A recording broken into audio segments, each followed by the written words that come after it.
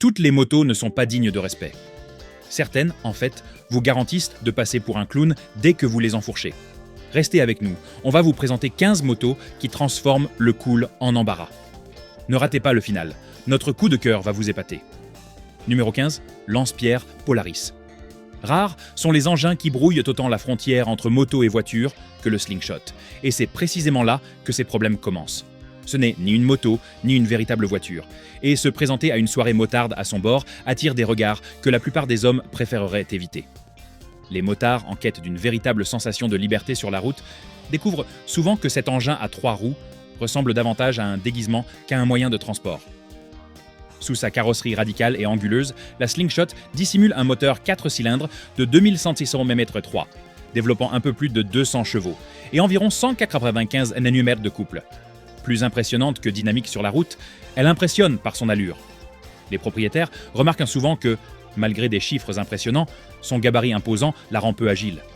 Le freinage est assuré par des disques ABS aux 3 roues, associés à une suspension avant à double triangulation et à une suspension arrière à ressort hélicoïdaux. Avec un poids d'environ 800 kg, tous plein fait et une hauteur de selle de 109 cm, de nombreux motards affirment qu'elle se rapproche davantage d'un kart que d'une moto. Proposée à partir de près de 35 000 $, elle est souvent critiquée par les consommateurs pour son manque d'authenticité, compte tenu de son prix. Le problème ne se limite pas aux chiffres. Être assis à l'intérieur, les mains sur un volant plutôt que sur un guidon, rompt le lien qui définit la véritable expérience de conduite. On a davantage l'impression d'être sur un manège de fête foraine que de profiter de la liberté des grands espaces.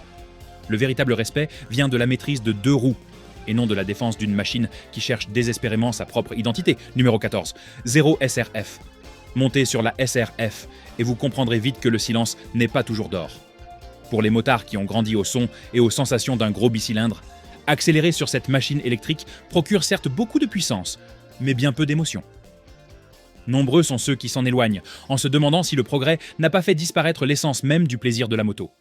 Propulsée par un moteur électrique de 1265 Nm3, la SRF développe 113 chevaux et un couple instantané de 190 Nm, offrant une accélération fulgurante dès qu'on appuie sur l'accélérateur.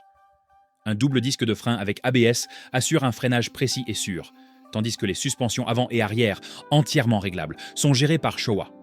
Le poids total, tous plein fait, avoisine les 227 kg, et la hauteur de selle de 70 mm offre une position de conduite droite et équilibrée. Le prix de départ se situe aux alentours de 19 000 $, et de nombreux motards soulignent que, malgré des performances exceptionnelles, l'autonomie limitée rend la moto peu pratique, au regard de son prix élevé. Le véritable défi n'est pas d'ordre technique, mais lié à l'expérience. Sans le son du moteur, le pilote perd le contact avec celui-ci, cette sensation unique qu'il a de respirer. L'angoisse de l'autonomie persiste, transformant les trajets en calcul de distance et d'arrêt pour recharger. Sur une Harley-Davidson, on fait le plein et on roule. Sur la SRF, il faut chercher des prises, ce qui laisse de nombreux motards sur leur faim. Si vous êtes d'accord avec certains de ces choix, ou même si vous n'êtes pas d'accord avec d'autres, cliquez sur « J'aime » et laissez un commentaire ci-dessous. Chaque motard a son avis sur ce qui mérite le respect et ce qui ne le mérite pas. J'aimerais connaître le vôtre, car la route nous apprend tous des choses différentes. Numéro 13. Ural Gear Up, laissant de côté le passé. L'attention se porte sur une machine américaine dont le prix exorbitant n'offre que des avantages discutables. Sur la route, son allure évoque davantage un défilé d'antan qu'une expérience de conduite moderne. Pour un motard en quête d'authenticité et d'une touche de nostalgie, elle peut sembler séduisante au premier abord, mais une fois les kilomètres accumulés, la réalité est bien moins charmante. Le moteur bicylindre à plat de 749 Nm3, développant 40 chevaux et 57 Nm de couple, propulse l'ensemble, évoquant davantage un vieux tracteur qu'une moto moderne. Le freinage est assuré par un système ABS à disque, tandis qu'une suspension à bras oscillant à l'avant et 2 amortisseurs à l'arrière garantissent la stabilité du sidecar. Son poids à sec est de 332 kg, et sa hauteur de selle de 80 cm place le pilote en position surélevée. Avec un prix de départ avoisinant les 18 000 $, de nombreux propriétaires estiment que son design classique, bien que charmant, paraît dépassé pour le prix. Le sidecar définit l'équipement, mais il limite plus qu'il ne libère. Les motards doivent composer avec une maniabilité délicate, une tenue de route imprévisible et des performances poussives sur autoroute. Nombreux sont ceux qui emportent des outils, prévoyant des réparations en bord de route. La nostalgie est présente, mais le compromis l'emporte. Vient ensuite une machine américaine, où un savoir-faire coûteux masque une praticité douteuse. Certains vélos vous donnent un air ridicule, mais pas votre équipement. Nous avons préparé une liste d'accessoires approuvés par les motards qui vous donneront une allure élégante plutôt que grotesque. Consultez la description. Numéro 12. Hellcat Confédéré. L'ambition italienne prend ensuite le relais, où style et promesse masquent une réalité frustrante. Avec sa carrosserie en aluminium usiné et ses lignes audacieuses, elle ressemble davantage à une œuvre d'art qu'à une machine conçue pour avaler les kilomètres d'autoroute. Pour ceux qui privilégient la qualité à l'apparence, cette moto révèle rapidement le décalage entre son prix et le plaisir de conduite qu'elle procure. Logée dans un cadre en aluminium poli, la Hellcat rugit grâce à son moteur bicylindre en V de 2163 Nm, développant 121 chevaux et un couple impressionnant de 190 Nm pour une puissance brute. Le freinage est assuré par un système ABS complet, tandis que la suspension est composée d'une fourche avant entièrement réglable et d'un mono-amortisseur arrière. Avec un poids à sec de 261 kg et une hauteur de selle de 70 cm, elle affiche une silhouette basse. Affichée à plus de 75 000 $, son prix est jugé disproportionné par de nombreux motards, qui estiment qu'elle offre des performances comparables à celles de machines bien plus abordables. Le véritable problème de la Hellcat, c'est la réalité quotidienne. Fabriquée en petite série, elle souffre d'un manque de constance dans sa qualité et d'un service après-vente peu fiable. Les propriétaires passent un plus de temps à courir après le service qu'à rouler, et la rareté et le coût élevé des pièces détachées ne font qu'aggraver les frustrations. Pour les motards, qui apprécient la puissance et la liberté, elle manque cruellement de caractère. Vient ensuite une beauté italienne hantée par des problèmes électriques. Numéro 11, Aprilia Shiver 900. Ce qui suit est l'histoire d'une superbike américaine qui nourrissait de grandes ambitions, mais qui a connu un échec retentissant. Elle se voulait une moto roadster de moyenne cylindrée fiable, offrant du caractère sans le prix exorbitant d'une superbike. Or, de nombreux motards ont découvert une machine qui semblait passer plus de temps à déconcerter ses propriétaires qu'à leur inspirer confiance. Sous cette apparence rauque se cache un moteur bicylindre en V de 896 Nm3, développant 95 chevaux et 89 Nm de couple, avec le caractère bien trempé typique des machines italiennes. Le freinage est assuré par un système ABS moderne, tandis que la fourche avant réglable est associée à un mono-amortisseur arrière pour une tenue de route équilibrée. Son poids en ordre de marche est de 210 kg, tandis que sa hauteur de selle de 81 cm offre une position de conduite légèrement surélevée par rapport à ses concurrentes. Affichée à un prix de départ avoisinant les 11 000 $, elle proposait un style et des performances italiens dans une version d'entrée de gamme. Même si les propriétaires ayant conservé ce modèle pendant de longues années ont souvent relevé des problèmes de fiabilité. La moto s'avère décevante à l'usage. Une réponse saccadée à l'accélérateur et des dysfonctionnements électriques aléatoires nuisent à la confiance. Sur le papier, elle paraît équilibrée, mais en pratique, elle manque de connexion et frustre les pilotes expérimentés en quête de stabilité. Désormais, l'attention se détourne des défauts italiens pour se porter sur une ambitieuse superbike américaine, victime de sa propre défaillance. Numéro 10, Buell 1190 RX. L'ambition peut propulser une entreprise vers des sommets vertigineux, mais elle peut aussi la mener à sa perte, et l'1190 RX en est la preuve. Conçue pour rivaliser avec les meilleures superbikes du monde, elle était censée être le fleuron de l'ingénierie américaine. Au lieu de cela, elle est devenue le symbole des conséquences désastreuses d'une course effrénée à la performance sans suivi à long terme. Les motards se retrouvent alors avec des machines onéreuses et difficiles à entretenir. La 1190 RX est propulsée par un moteur bicylindre en V de 1190 cm3, développant 185 chevaux et un couple de 132 Nm, offrant une puissance digne d'une superbike. Le freinage est assuré par un système ABS moderne, tandis que les suspensions avant et arrière sont pilotées par des composants Showa, entièrement réglables. Son poids à sec est de 202 kg et sa hauteur de selle de 83 cm lui confère une allure agressive, idéale pour la conduite sportive. Affichée à partir de 17 000 $, elle semblait offrir des performances dignes d'une superbike à un prix raisonnable, même si son utilisation s'avérait souvent bien plus complexe. La chute de l'1190 RX est due à son histoire et non à ses performances. Après la faillite de l'entreprise, les propriétaires se sont retrouvés confrontés à une pénurie de pièces détachées, à l'absence de support et à une incertitude constante. Au lieu de la liberté, elle a engendré l'angoisse. Voici maintenant une machine italienne, séduisante par son style, mais minée par des problèmes de fiabilité cachés. Numéro 9, MV Agusta Brutal 800. L'attention se porte désormais sur un modèle de milieu de gamme qui affiche des performances impressionnantes, mais pêche par ses défauts fondamentaux. À l'arrêt, il semble incarner la performance pure, figée dans l'acier et l'aluminium. Pourtant, sous cette belle carrosserie, de nombreux motards ont appris à leurs dépens qu'un design saisissant ne saurait masquer des problèmes électriques constants et une fiabilité aléatoire qui mine la confiance à chaque kilomètre. Sous cette machine brutale se cache un moteur 3 cylindres en ligne de 793 Nm3, développant 140 chevaux et 87 Nm de couple, offrant un caractère brut et nerveux à haut régime. Le freinage est assuré par un système ABS complet, tandis que la suspension est composée d'une fourche Marzocchi réglable à l'avant et d'un amortisseur Sachs à l'arrière. Son poids à sec est de 174 kg, 385 livres, et sa hauteur de selle de 83 cm, 32,7 pouces, place le pilote plus haut que sur la plupart des motos de moyenne cylindrée.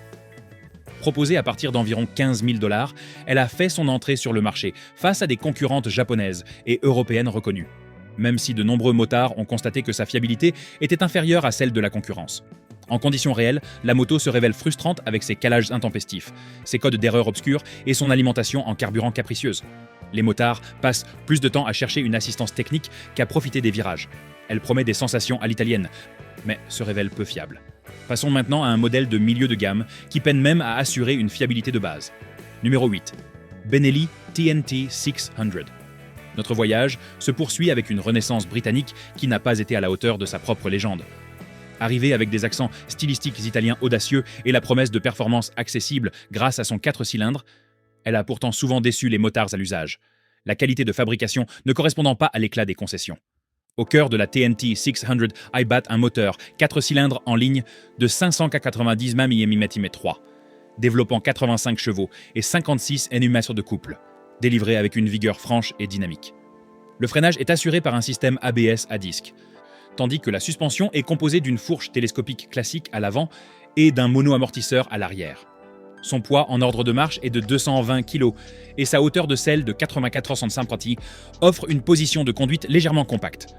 Affichée à partir de 7 000 $, elle rivalisait directement avec les motos japonaises de 600 Nm3, déjà bien établies, même si de nombreux propriétaires ont jugé sa finition et sa durabilité inférieure. La TNT 600 IM souffre de problèmes de durabilité, entre boulons desserrés, panneaux fissurés et pannes électriques soudaines. La fiabilité, pourtant essentielle à la confiance des motards, fait défaut, rendant chaque sortie incertaine. Son allure agressive masque son manque de constance. On passe ensuite d'une conception italienne imparfaite à une nostalgie britannique qui n'a jamais abouti à une fiabilité moderne. Numéro 7. Norton Commando 961. Délaissant la nostalgie au profit de la nouveauté, les projecteurs se braquent sur une superbike électrique qui promet plus qu'elle ne tient. La 961 était censée faire renaître cet âge d'or grâce à une ingénierie moderne. Mais le résultat final a davantage suscité la nostalgie que la fiabilité. Ce qui aurait dû être une fière renaissance d'un nom historique a trop souvent rappelé à ses propriétaires les raisons de la disparition de la marque. Sous son allure rétro, la Commando 961 abrite un bicylindre parallèle de 970 Nm3, développant 80 chevaux et 80 Nm de couple, avec un grondement caractéristique qui semble figé dans le temps. Le freinage est assuré par un système ABS, tandis que les suspensions avant et arrière sont confiées à des composants Öhlins. Son poids à sec est de 227 kg, associé à une hauteur de selle de 85 mm, offrant une position de conduite droite classique. Affichée à partir de 20 000 $, elle ciblait les motards en quête du charme vintage allié à une ingénierie moderne, même si beaucoup ont jugé que sa fiabilité ne justifiait pas un tel prix. La Commando 961 n'a pas tenu ses promesses, minée par des problèmes électriques et un câblage si désordonné que les mécaniciens la comparaient à un enchevêtrement de phares. Les motards ont dû faire face à des pannes, à la rareté des pièces détachées et à un doute constant plutôt qu'à la confiance.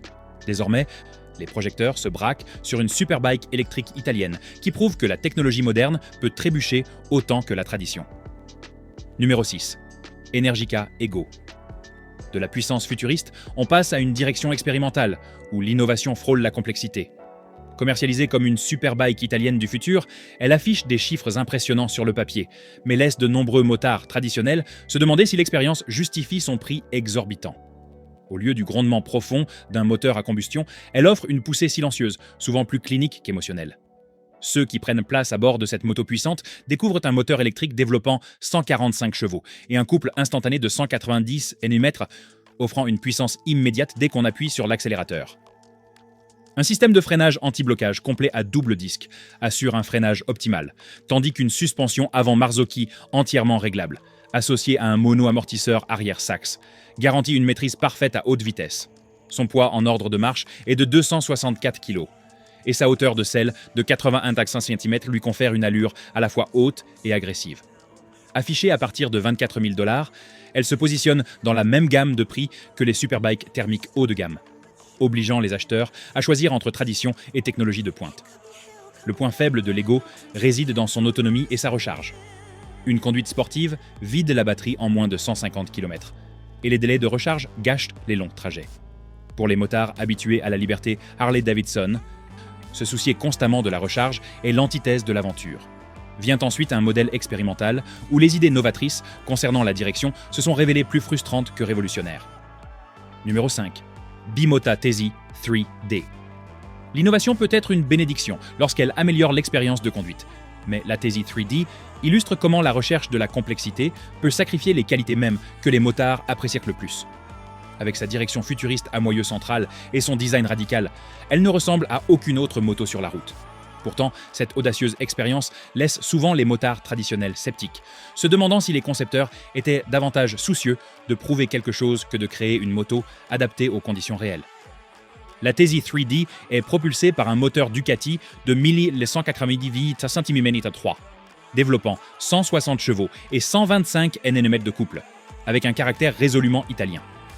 Un système de freinage anti-blocage complet assure le freinage, tandis que la direction à moyeu central, associée à une fourche avant de type bras oscillants et à un mono-amortisseur arrière entièrement réglable, compose sa configuration atypique. Son poids à sec est de 168 kg, 370 livres, et sa hauteur de selle de 80 cm, 31,5 pouces, place le pilote légèrement en position surélevée pour sa catégorie.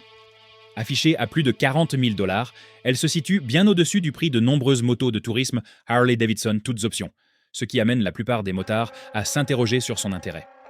La Tesi 3D peine à inspirer confiance aux pilotes. Sa direction à moyeu central donne une impression de détachement, comme si la roue avant était indépendante.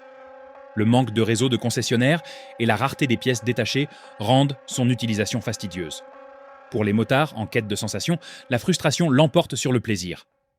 Nous allons maintenant examiner une autre expérience italienne, où un style exotique frôle l'inutilité.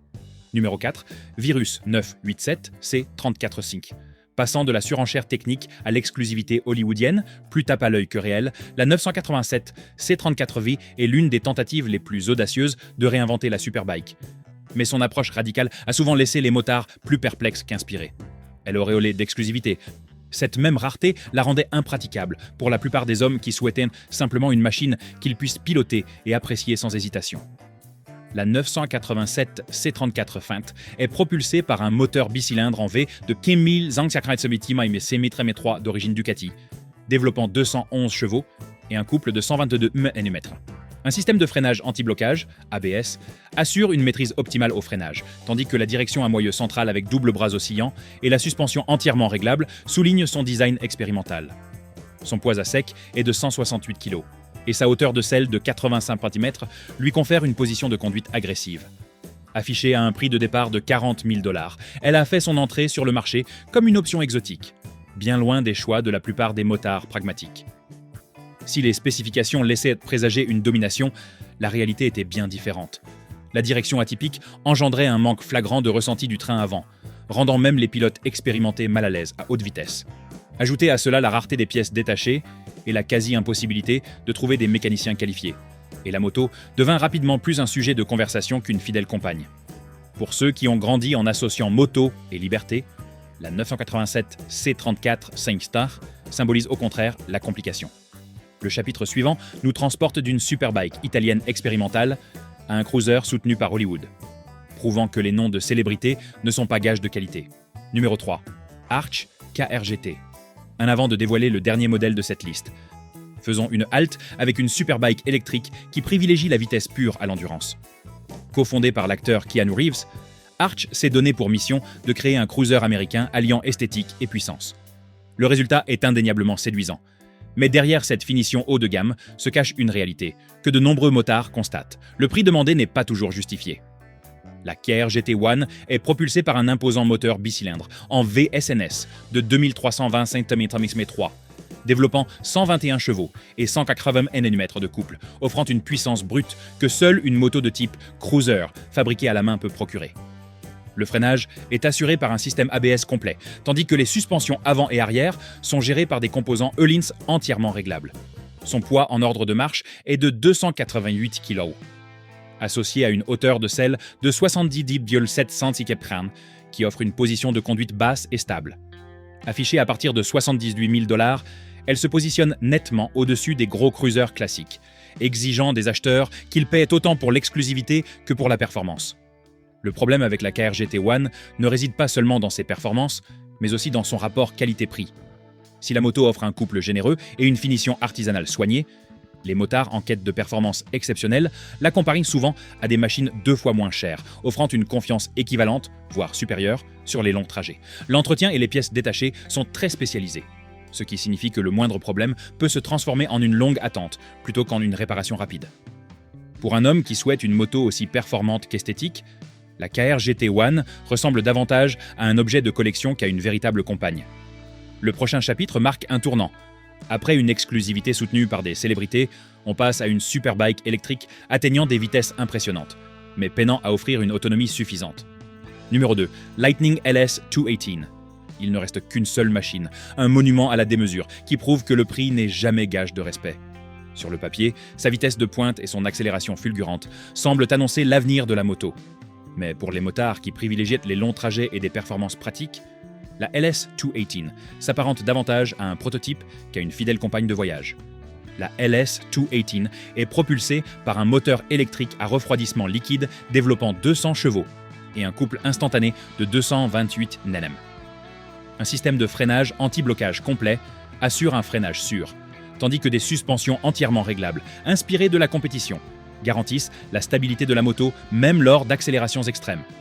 Son poids en ordre de marche est de 224 kg, 495 livres, associé à une hauteur de selle de 85 cm, 31,4 pouces, qui confère au pilote une position de conduite sportive et engagée. Affichée à partir de 38 888 $, elle s'est imposée sur le marché comme l'une des motos de performance les plus chères. Le véritable problème n'est pas sa vitesse, mais son autonomie. En conditions normales, elle avoisine les 160 km. Mais ce chiffre chute drastiquement lorsqu'on conduit la moto avec enthousiasme. La recharge peut prendre des heures, obligeant les motards à patienter plutôt qu'à rouler. Et le réseau de bornes de recharge peu développé ajoute une source d'inquiétude supplémentaire. La qualité de fabrication a également été critiquée, avec des finitions en deçà de celles des constructeurs établis. Pour un motard habitué à faire confiance à sa machine pour traverser les États sans hésiter, la LS 218 inspire l'incertitude là où devrait régner la confiance. Le modèle suivant, quant à lui, prouve que le prix ne saurait remplacer la performance ou une conception intemporelle. Nous avons encore le meilleur choix à vous dévoiler, mais avant cela, abonnez-vous. Cette chaîne explore en profondeur les machines qui façonnent notre fierté, notre liberté et nos virées. Ne manquez pas la prochaine analyse. Vous voudrez être au rendez-vous pour découvrir la suite. Numéro 1. Ecos Heretic ES1. En tête de liste, trône une moto qui ressemble moins à un engin de route qu'à une affirmation d'extravagance débridée. L'ES1 est un exercice de démesure, affichant un prix qui la place dans le domaine des jets privés et des propriétés en bord de mer, plutôt que dans celui des garages. Pour les motards attachés à la tradition, au couple et aux longs trajets, cette moto est l'exemple le plus frappant que la richesse n'est pas toujours synonyme de sagesse. Habillé d'une carrosserie en titane d'exception, l'ES1 abrite un moteur bicylindre en V de 2490 3, développant 200 chevaux et 209 Nm de couple pour un résultat d'une extravagance assumée. Un système de freinage anti-blocage complet assure une puissance de freinage optimale, tandis qu'une suspension de compétition entièrement réglable a été choisie pour répondre à ces exigences de performance extrême. Son poids à sec est légèrement inférieur à 209 kg, associé à une hauteur de selle de 81 cm qui place le pilote dans une position agressive. Affichée à partir de 3,6 millions de $, elle est devenue l'une des motos les plus chères jamais produites. Un symbole d'exclusivité au détriment de la praticité. Le problème, c'est que l'exclusivité ne suffit pas à créer l'excellence. On promet aux propriétaires des matériaux de pointe et une production limitée, mais en réalité, les performances de l'US1 sont comparables à celles de motos coûtant moins de 1% de son prix. Elle procure surtout une illusion de prestige éphémère qui s'évapore dès qu'on la compare à une routière fiable ou à une routière éprouvée. Pour les motards avertis, qui jugent une moto à l'aune de la liberté, de la robustesse et de l'âme, l'ES1 n'est rien de plus qu'un symbole de vanité. Elle clôt cette liste comme un rappel ultime que la véritable valeur ne se résume pas à un prix. Voilà qui conclut notre liste de 15 motos qui peuvent ridiculiser n'importe quel motard. Certaines coûtent une fortune, d'autres sont des marques de renom, mais toutes ont un point commun. Elles ratent leur cible là où ça compte vraiment. Si cette analyse vous a éclairé, n'hésitez pas à liker, à la partager avec un autre motard et à me dire en commentaire ce que vous ajouteriez ou enlèveriez de cette liste.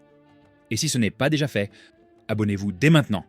Chaque semaine, nous démystifions les idées reçues, révélons la vérité et permettons aux motards comme vous de garder une longueur d'avance.